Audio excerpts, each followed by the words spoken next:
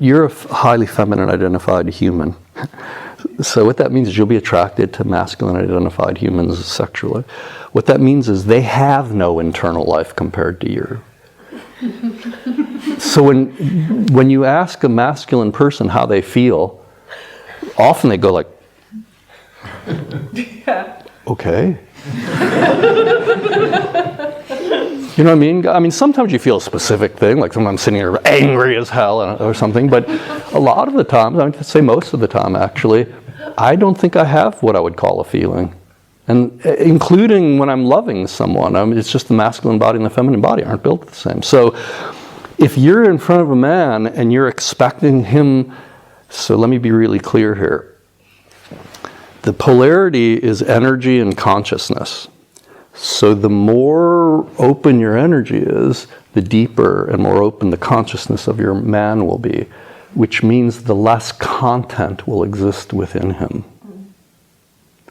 Until, if he's so conscious, there's literally, you're his entire content. So you'd go, how are you feeling? And all he could say is, you look great or something. You know what I mean? Like, you're his content. So if you want, so not only are you his content, but your demand, maybe be super, this is a really good question, but we're going to be working this in exercises a lot.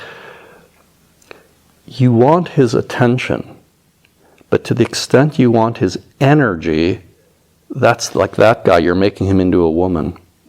So if he's sitting with you and giving you total attention from his side, that's the most he could give you. If you all, just be clear on this, if you also want him to touch you, which of course you do, so stay with me here, he needs to learn something. Very few men know how to love you and touch you at the same time. They hold their breath, they clamp down immediately. So when he loves you, his experience will be pretty close to zero. So love to him feels like total relaxation, which feels like zero, not like fullness. So that fullness you feel that you want to share doesn't exist in him. So your demand for him to share that is pure abuse. So if you're asking him how he feels or you want him to give you energy back, you should be with a woman, really, or a more feminine man if you choose that. So it's the first thing that's important is to realize everything you're describing is normal for a masculine guy, but there's stuff you could do. So when he shows that fear that you were describing, so you open and he's vulnerable and he shows, you described him as showing fear of some kind, your choice is to stay open and vulnerable with that fear and show him how that feels. And then he'll either run because he can't take you anymore and then he's not up to you, or he grows into it. So, first of all, we have first, second, and third stage. He's in a first stage masculine, obviously, because communication is the second stage. So he'd be freely communicative with you if you were in the second stage. He'd say, you know, when you do that, I feel really hurt inside and I'd like to sit down and would you please do this instead? And let's do this. So it's a full, relaxed, open, no fear, you know, just kind of relaxed communication about everything. So when a guy is afraid, it's usually because you're not being nothing.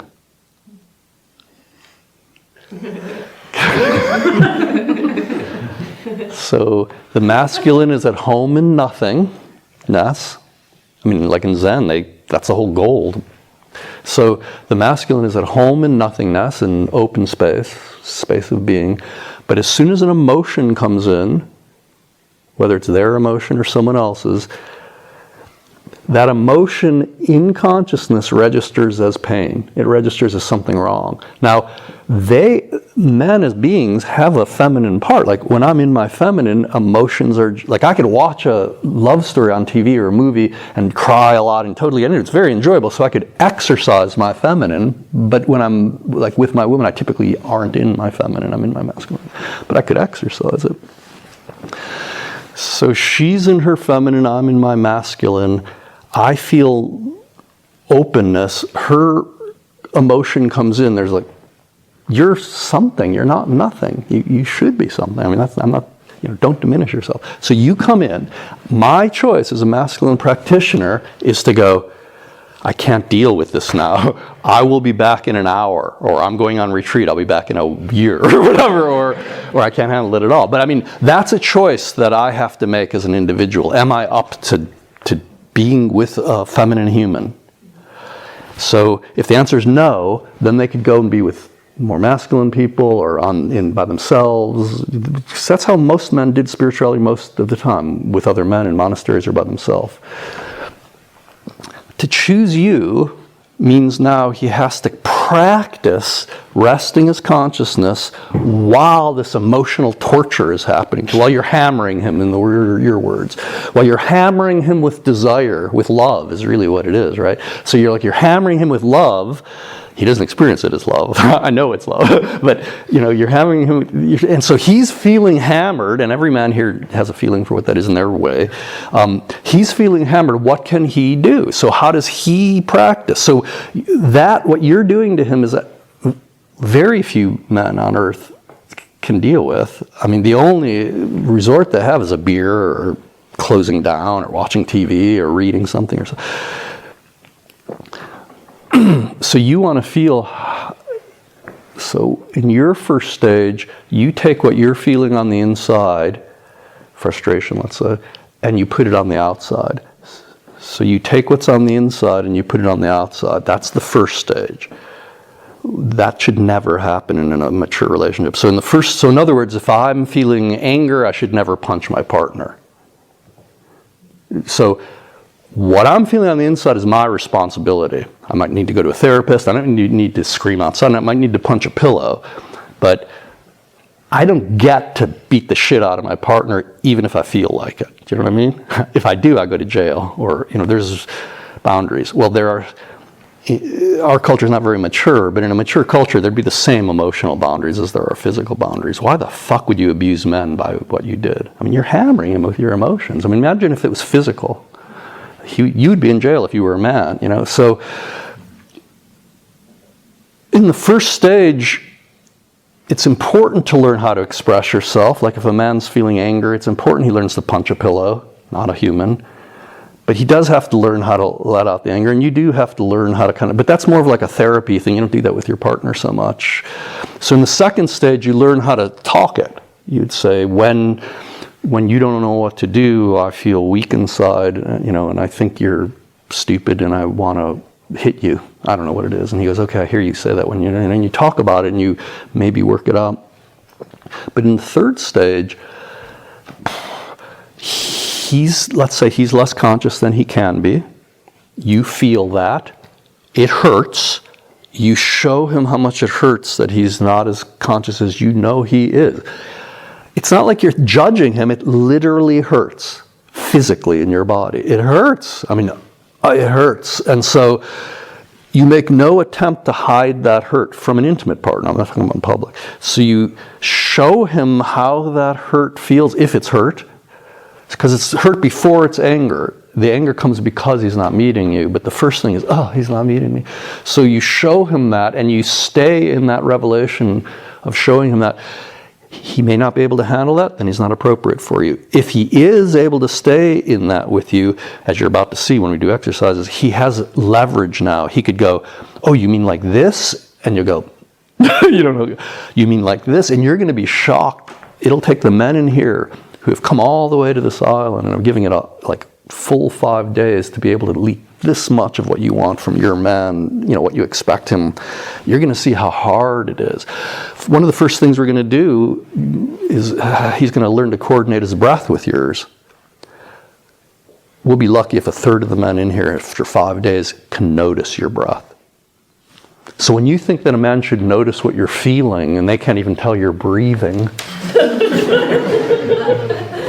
so you're going to have very different expectations. But your offering is always love, showing how you feel authentically, often magnifying that showing, because men have sometimes difficulty seeing it. So you magnify your authentic feeling, and then it's his practice to find what he needs to do. So you're his revelation. So from his side, he goes, okay, I'll try this, I'll try this, I'll try this, because he doesn't know what to do. It's a mystery, and it's never the same thing twice. So you have to be responsive. So to start the workshop, so to speak, the way you're sitting now wouldn't possibly attract a third stage man.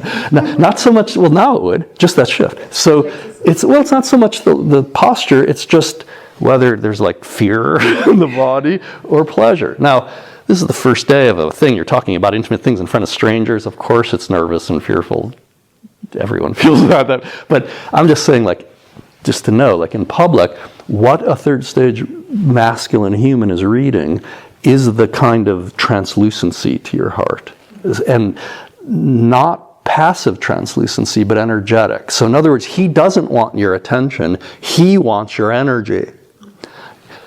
He gives you attention for your energy. So if your body is sitting like it is now, there's no energy. So just so you know, because I'm in a masculine body, but I've practiced a lot so I could get into my feminine and convey it. But so if I'm in my masculine and I'm looking for a woman, like a date, something like that, it's like I could do it real fast because all I have to do is feel how much energy is in the body.